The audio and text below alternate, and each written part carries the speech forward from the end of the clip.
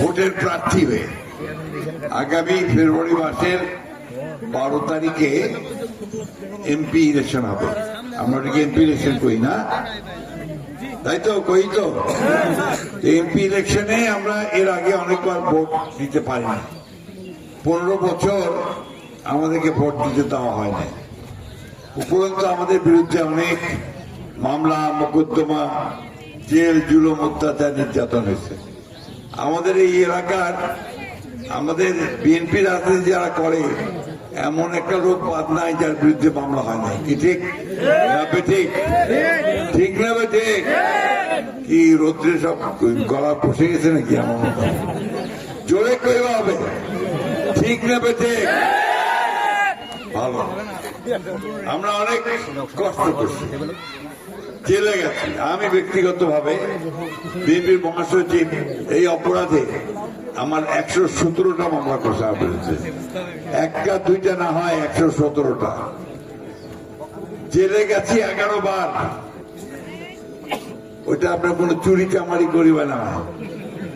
ওই অপরাধ যে আমরা ভোটের অধিকারটা চাইছি, যে আমাকে ভোট দিতে হবে, আমাদেরকে আমার কথা বলার স্বাধীনতা দিতে হবে, আমাকে আমার চলার স্বাধীনতা দিতে হবে। এই কথাগুলো বলার অপরাধে আমাদেরকে সেই সময় এই নির্যাতন নিপীড়ন করা হয়েছে। সারা বাংলাদেশে 60 লক্ষ মানুষের বিরুদ্ধে মিথ্যা মামলা দিয়েছে। প্রায় 20,000 মানুষকে হত্যা করা হয়েছে। 1700 মানুষকে গুম করে দেয়, পাইলে যায় না। ইলিয়াসের নাম শুনছেন আপনারা? এরকম মানুষ 1700 মানুষকে পাওয়া যায় না। লাভটা কি হয়েছে? লাভটা হয়েছে যে আমাদের ওই সরকার প্রধান হাসিনাকে দেশ ছেড়ে পাওয়া হয়েছে, হয়েছে না? আমরা তখনই বারবার করে বলছিলাম যে আপনি এই অত্যাচার নির্যাতন করবেন না, যদি করেন তাহলে পাড়া ভালো পথ খুঁজে পাবেন। তাকে তো উনি পালায় গেছেন, বাঁচে গেছেন। কিন্তু আমাদের যারা এখানে আওয়ামী লীগ করত, আমাদের ভাইয়েরা বোনেরা, উমরা যাবে করতে, ওদের তো বাড়ি ঘর সব এখানে, বংশানুক্রমে 1000 বছর ধরে এখানে বাস করতেছে, তাই না? তারা এখন বিপদে পড়ে গেছে, ভয় পাচ্ছে, আশঙ্কা করতেছে, ঠিক কিনা? আমি শুধু একটা কথা বলার জন্য আসছি আপনাদের এখানে, বিশেষ করে হিন্দু ভাই বোনদেরকে, যে ভয়ের কোনো কারণ নাই। এই দেশটা আপনার দেশ, এই মাটিটা আপনার, সুতরাং এখানে আপনি নির্ভয়ে ভোট দিবেন। মনে করবেন যে এই মানুষগুলো আমার পাশে দাঁড়াবে, এই মানুষগুলো আমাকে বিপদের দিনে আমার পাশে দাঁড়াবে, তাদেরকে অবশ্যই আপনারা ভোট দেবেন। কেউ কিছু করতে পারবে না। আমরা বিএনপি আপনাদের পাশে থাকবো। বন্ধুগণ, আজকে আরেকটা দল আপনাদের সামনে আসছে, এটাকে আপনারা আগে কোনোদিন ওইভাবে দেখেননি, চেনেন না, তাই না? আমাদের ওই যে নাকি বলে এই যে অল্প বয়সের স্কুলের তরুণ ছেলেমেয়েরা, ওগুলো তো দেখাই না, ওরা দেখে জাগত, ওরাও আপনারা এখন দেখতে চায়, বুঝতে চায় যে আসলে মানুষটা কোনটা ভালো, দলটা কোনটা ভালো, তাই না? আমরা প্রমাণিত, আমরা বারবার নির্বাচন করেছি, জিতেছি, এনেছি, আপনাদের সঙ্গেই আছে। আমি মির্জা আলমগীর এখানে কিন্তু 91 সাল থেকে শুরু করি। আমাদের এই শাসরা পেয়ারা, এই যে আমাদের রহমান ভাইয়ের মেয়ের দ্বারা আছে এখানে, উনি আমাদের বাবা রহমান ভাই, আমাদের আতিয়া দাদা, এসব মিলে আমরা খালেদা যে স্কুলটা করছিলাম, এই স্কুলটা ভাঙিয়ে দেওয়া হয়, স্কুল থেকে বাতিল করে দেওয়ার বহু চেষ্টা হয়েছে, কিন্তু এই আমাদের আসমা এবং সকলের চেষ্টায়, আপনাদের সকলের চেষ্টায় সেটা করতে পারে নাই। আমরা আপনাদেরকে কথা দিচ্ছি, এই এলাকায় যে রাস্তাঘাট আছে, হিন্দু ভাই বোনদের যে মন্দির আছে এবং স্কুল আছে, আমরা সবগুলোর উন্নয়ন করবো ইনশাল্লাহ। যদি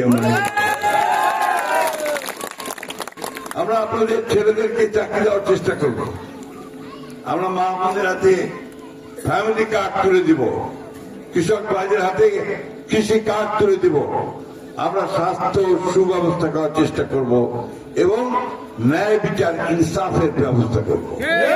অন্যায়ভাবে কেউ কখনো কারোর অত্যাচার নির্যাতন করতে পারবে না। আমরা ব্যবসা বাণিজ্য সুবিধা করে দেবো।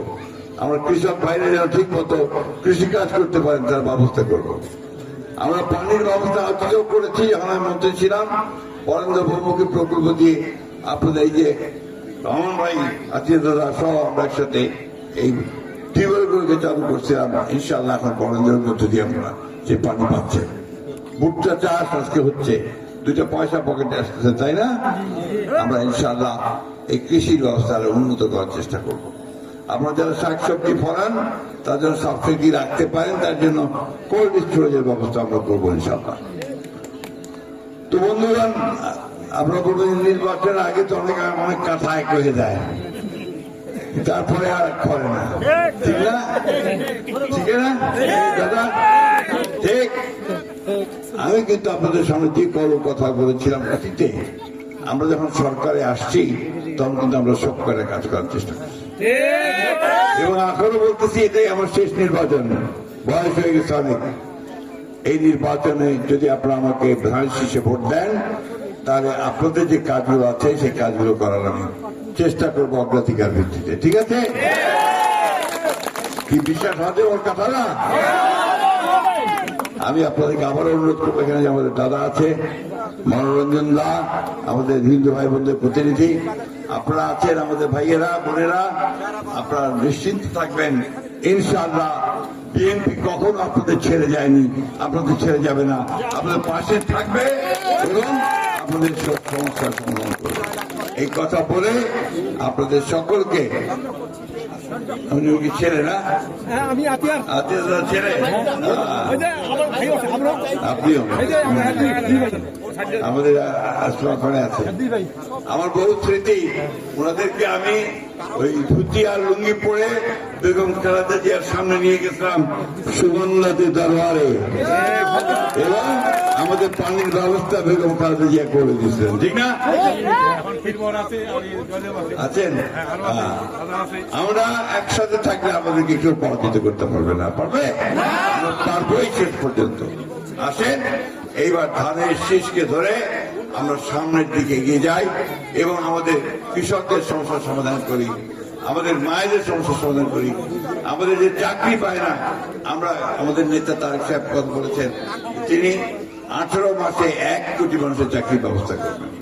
আমরা ইনশাআল্লাহ নতুন একটা ভবিষ্যৎ, নতুন একটা সুন্দর দিন আমরা দেখতে পাবো এবং নিরাপত্তার ব্যবস্থা আমি হিন্দু ভাই বোনদের কথা দিচ্ছি, আপনাদের পাশে আমরা সব সময় থাকবো ইনশাআল্লাহ।